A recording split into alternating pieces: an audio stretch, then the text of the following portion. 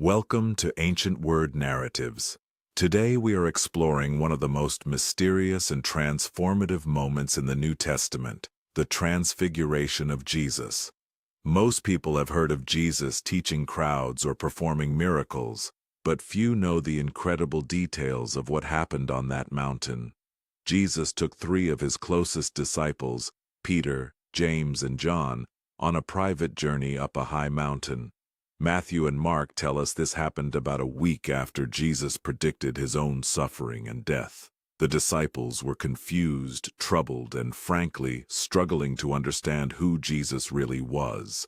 Then something extraordinary occurred. Jesus began to shine with an otherworldly radiance. His face gleamed like the sun. His clothes became impossibly white, brighter than anything the disciples had ever seen. Matthew describes them as white as light itself.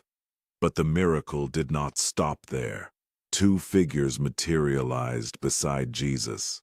Moses and Elijah, two of the greatest prophets of the Hebrew Scriptures, appeared in glory and began speaking with Jesus.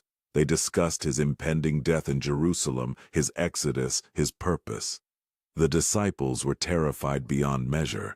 Peter, always impulsive, blurted out that they should build 3 shelters, one for Jesus, one for Moses, and one for Elijah. He did not even know what he was saying.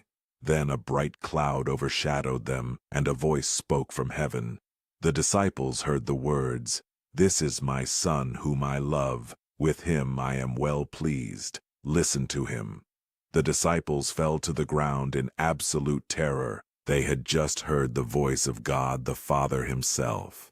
When the vision ended, Jesus approached his terrified disciples and told them to get up and not be afraid. As they descended the mountain, Jesus commanded them to tell no one about this vision until after he had risen from the dead. The disciples were bewildered.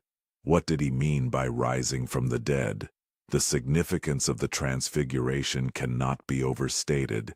Jesus revealed his divine nature to his inner circle. He demonstrated his connection to the law, represented by Moses, and the prophets, represented by Elijah.